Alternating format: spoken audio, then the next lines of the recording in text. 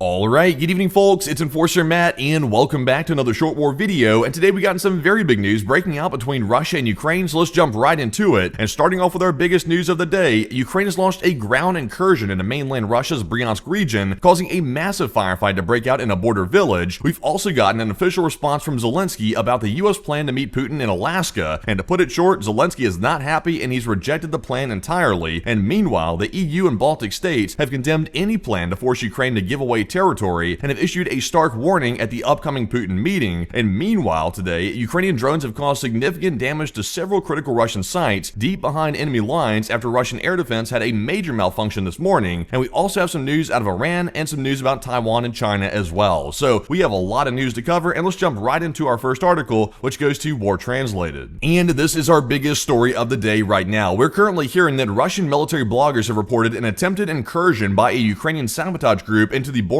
area of Russia's Bryansk region. And this appears to be a pretty large attempt because the Russians were scrambling like crazy this morning trying to repel this sabotage group out of their territory, and I believe they thought maybe it was a new Kursk-style invasion into Russian territory, and they were in hyper-response mode this morning trying to get the Ukrainians out of this region that's in the Bryansk area of Russia. So let's take a look here at the Telegram post that explains exactly what occurred in this area, and they said Ukrainian sabotage and reconnaissance groups tried to break through the Russian border, and several military Telegram channels report on the battles in the Klimovsky district of the Bryansk region, and according to their data, today at 9 a.m., border guards discovered a sabotage and reconnaissance group near the settlement of Manev, and the number of saboteurs was from 15 to 25 people, and the saboteurs were hit by MLRS and artillery, drones and helicopters were also involved, and the enemy has losses and were seriously wounded, and allegedly they retreated. So that is going off what the Russians are saying right now. So we're really not sure if the Russians really did repel this group or if they actually succeeded or not. Right now it's really unknown because we're having to go off the Russians' word, and of course the Russians lie quite a bit, but right now it sounds like the Bryansk region of Russia has had a major incursion by the Ukrainian forces. But moving on to our next post here, this one goes to Status 6 Military and Conflict News, and we've also gotten some more details about this alleged incursion, and we see that the Russians are now claiming their usual propaganda that Ukraine's sabotage group allegedly consisted of mercenaries from Turkey, Poland, and Georgia, and of course we have no evidence to corroborate that claim whatsoever, and it's merely Russian propaganda that they're putting out right now at the moment. But we can see here, there is the exact location where this occurred. It's more toward the north area of Ukraine, more toward the Belarusian border and the Russian border, but you can see there is the arrow right in the middle where you can see that is the village of Manev where this incursion allegedly took place. So we see that there on the map, and we can also see a very blurry picture, and please forgive us for the very blurry picture here. This is the only picture evidence we have right now showing anything that happened in this village, but you can see right here, there appears to be an armored vehicle off to the left, and also it looks like some indiscriminate fire there that was also caught in this frame on camera. So this is all we have at the moment. We're waiting for more video evidence to come out of this raid, but we're not really sure exactly what the current status of the raid is. It could be ongoing, or it could be true that the Russians repelled it. We simply do not know right now, but we'll be keeping an eye on that one. But with that, we're now moving on to our next article here, and this one goes to War Translated, and we've gotten some very spicy news coming out of Ukraine today because Zelensky has formally responded to the upcoming US-Putin meeting in Alaska, and right now Zelensky is not happy whatsoever. This morning, Zelensky rushed to get on the phone to hold talks with European leaders after the US president announced plans to meet Putin in Alaska. He also discussed EU accession with Estonia's prime minister and warned Denmark's prime minister that Russia continues to push for territorial exchanges, and agreed with France and the UK on the need to prevent Russian deception. And Zelensky reiterated that Ukraine will not make territorial concessions as it's enshrined in their constitution. So what Zelensky is saying here is literally the Ukrainian constitution does not allow him to give away land to Russia. It's not really an issue of opinion, it's a matter of law. So that makes it an entirely different situation, and that tells us that Zelensky doesn't even have the legal power to actually sign away the land, even if he wanted to. So this situation is truly a dead end, and yesterday we criticized this whole plan heavily. So Zelensky's not happy about it, the EU's not happy about it. We're about to get into that in just a minute, but nobody's really happy about this except for the United States and Putin. So it looks like there's not much support for this plan that's coming up very soon. But jumping into our next article here, this one goes to Fintech's Network. And we also got some more details about Zelensky's rejection of the US plan because Zelensky completely dismissed the planned Trump-Putin summit in Alaska and warned that any peace deal without Ukraine will not bring anything, and he called such agreements dead decisions. He also said that Ukraine's territorial integrity is non-negotiable, and he vowed not to cede land to Russia. So once again, another doubling down by Zelensky that he is not going to give land away, and he won't be pressured in giving land away either. So it truly truly looks like these talks in Alaska are a dead end, because ultimately, Ukraine, if they decide not to give up land, they can't be forced to give up land, especially if the EU is still supporting them militarily. The US wanting them to do that is pretty much meaningless at that point, because the EU will keep the war going and keep Ukraine able to defend itself. So it looks like a complete dead end. But moving into our next article here, this one also goes to War Translated, and also the Baltic states are absolutely livid this morning after hearing about the plan to force Ukraine to give up land, and the Baltic leaders have criticized efforts to pressure Ukraine into territorial concessions, and they're warning that Lithuania, Latvia, and Estonia could be next. And also the Estonian foreign minister said that changing borders by force threatens global stability and will not be tolerated, and that's pretty much the unified statement of all the Baltic states. So considering the fact that the Baltics are literally the hotbed right now of a potential invasion by Russia,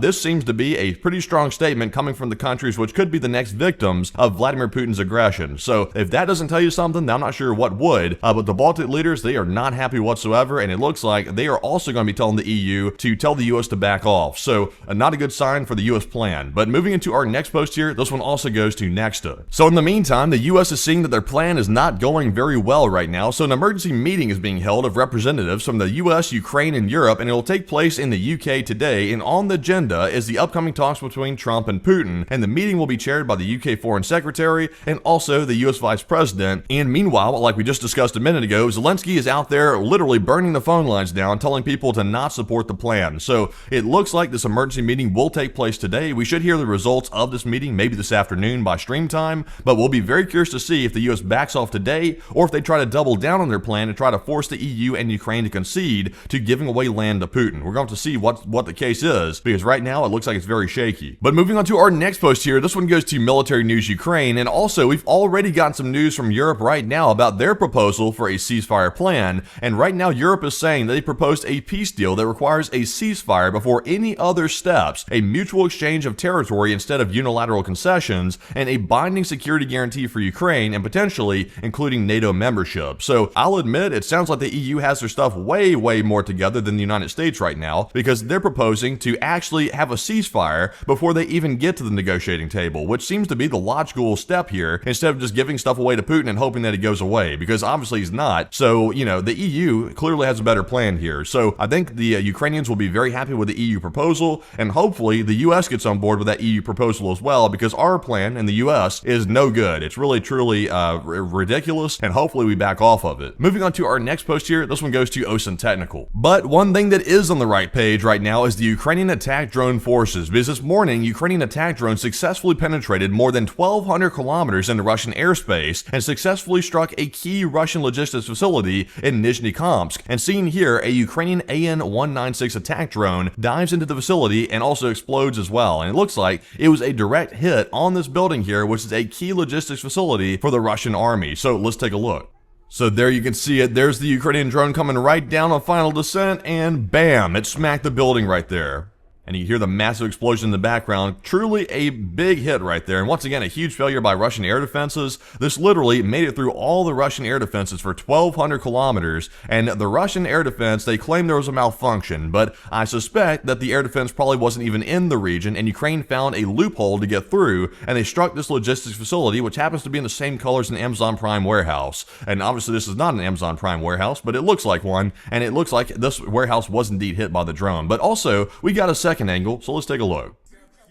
Oh wow, did someone call 2-day delivery? It looks like we got a 24-hour delivery here, but it looks like they're coming in strong. It looks like it's flying right over very gracefully, and there was that final descent right there. In fact, it looks like this warehouse could have been in construction, actually. It looks like there's a ton of construction materials around it, and it looks like this building right here is going to be delayed slightly when it comes to their building plans, and it looks like it might need some early renovations, because it looks like it had a bit of an issue there. But that was a very deep strike by the Ukrainian drone forces, and once again, a big hit by the Ukrainians. But we also have some more news here in our post from War Translated, that apparently this drone strike hit the Deng Xiaoping logistics terminal in Yelabuga, Tatarstan, and the facility, built as a major hub for large companies, especially Chinese suppliers, allegedly serves the Alabuga SEZ, and an A-class warehouse was hit by a Leody drone without landing gear, according to Ukrainian OSINT Dnipro. So we can see right here, there is the attack vector right there on the warehouse, and it looks like it came in very strongly right there on the map, and we can see right here that there was the actual warehouse from a satellite view that that you can see. It looks like there's the roof of it, and also it was indeed under construction, it looks like, because there's a ton of construction around this warehouse, and we can see that it was a direct hit on it. So it looks like the Ukrainians were not very happy about this new warehouse being built, because it looks like it could have served as a distribution hub. Right now, that's what we're hearing, and that's what we got to run with, and it looks like a big hit. But that's not the only failure for the Russians this morning, because in our next post here, this one goes to Null Reports, we've also heard of a major explosion occurring at a gas facility of Russia's largest soda producer in Bashkortostan, and reports say 27 people were injured and 21 of them in intensive care. So that is what we're seeing right now. We saw a very, very large explosion here at this facility, so let's take a look at the video and see how large it was. So you can see there in the distance, there is the smoke coming off of that facility right there where the major explosion occurred, and this was a large explosion. And you'll see just a minute in our next post how large it was and how much damage it really caused. But once again, also, I want to clear this up as well. A lot of people are going to get confused here and say, oh, soda factory, what do you mean by that? It's a chemical factory, basically. It's not like producing soda drinks for people to drink. It's producing chemicals that could be used, I think, in glassware and things like that, and also other components as well. So it's a chemical factory that produced this chemical, and it looks like they've had either an accident or maybe an attack in the facility. It's not really clear right now at the moment, but that is what we're seeing right now in our initial video. But moving on to our next post here, this one also goes to Null Reports, and we've also heard the devastation left behind at this facility right here. Apparently, bodies are lying everywhere, according to the witnesses, and they said that after the explosion at this company, and at least 38 people are reported injured, 14 in serious condition, and the plant is linked to Putin's ally, oligarch Arkady Rotenberg, whose companies built the illegal Crimean Bridge. They said the blast occurred in a vinyl chloride production workshop, causing a chlorine leak moving toward the city, and though authorities claim there's no danger to the residents. And I would show you the video that we have right here, but unfortunately the video is so graphic. I think you can kind of see from this first image right here, the guy in the gas mask. Not a good start to a video when you see a guy wearing a gas mask like that, but the video is simply too graphic to show here on YouTube, so if you want to see this video, you'll have to go over to Twitter to take a look at it, but it's a very bad devastation here at this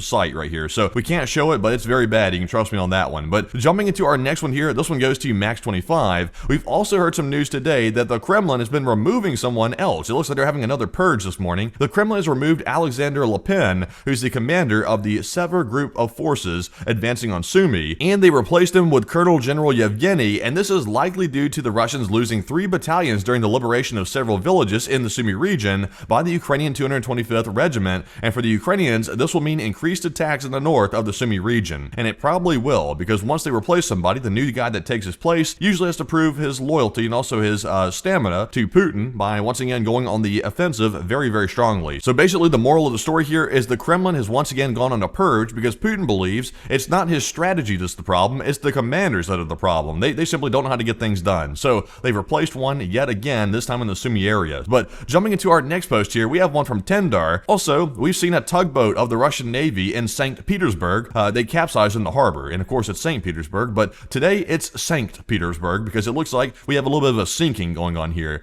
This is a tugboat of the Russian Navy. You can see it's obviously not upright. That's not the way a ship should be right there. Half of it shouldn't be in the water, it should be upright. So you can see there's some trouble, and it's a very large tugboat. You can see there's a normal boat right in front of it, and it's now in the harbor and it's sideways. So it's a bad day for Russia. I'm not even sure how this happened, but you know, the Russians always find a way, it seems like. And you really gotta admire the Twitter comments on the right over here, because they said, oh, thank God it wasn't sailing in the ocean or something insane like that. That would have been terrible. Someone said it drank too much vodka overnight, and then someone else said the Russian Navy can't even keep a tugboat afloat. And honestly, they really can at this point. It looks like their Navy is having some big trouble these days because they're on the run, and also their ships usually don't work like their aircraft carriers. So quite a joke for a alleged superpower to have a Navy quite like this. You won't see that happen in the US Navy, not at all. But jumping into our next post here, this one goes to Polymarket Intel. And real quick, let's move away from our Ukraine-Russia news and onto our Middle Eastern news, because we have one big story out of the Middle East right now, and then we have some stories out of Taiwan and China. But right now, out of Iran, we are hearing that Iran has relocated its surviving nuclear scientists to secure sites after Israel eliminated over 30 researchers, and around 15 of the remaining scientists, which are on an Israeli list of 100 targets, have been moved with their families to safe houses in Tehran or villas in the northern coastal cities, and they now face a choice: continue their work and risk strikes, or abandon their work. So I'm not really sure what these scientists are going to decide. I'm not sure if the Iranians are even going to give them a choice on the matter. I think they might tell them you're going to do this or else. So I guess you could say the Iranians are having a bit of a knowledge shortage because they've lost so many of their nuclear scientists in this recent 12-day war that Israel targeted. They've really lost about half of their workforce at this point. So not good for their Iranian nuclear program whatsoever, and it could be a major setback to the entire thing. But moving on from that Middle Eastern news right there, we also have some news out of Taiwan and China as well, because it looks like China is still acting up around Taiwan, and we got some disturbing news today from Ian Ellis, because we have seen a major surge in Chinese air activity near Taiwan over the last 48 hours. 111 PLA aircraft were detected operating around the island, and 85 crossed the median line and entered the Air Defense ID Zone, the ADIZ. And the reason why this is such a big deal is because this is the biggest two-day spike of 2025 and the most incursions since major drills in October of 2024. So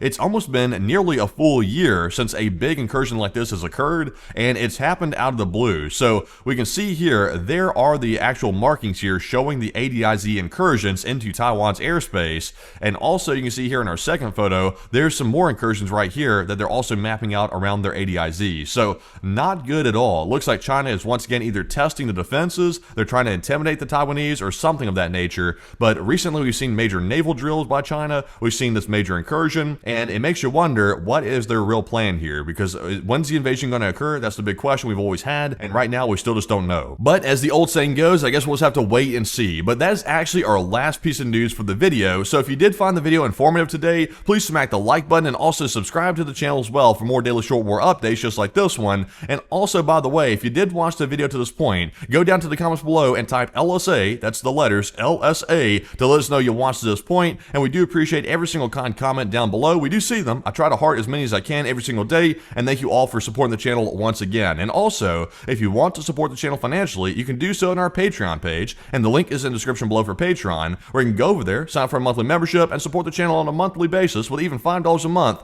Anything's a huge help to the channel, and we do sincerely appreciate that very, very much. But with that, we'll see you all tonight at 10 p.m. Eastern on our next nightly war news stream, and with that, bye-bye for now.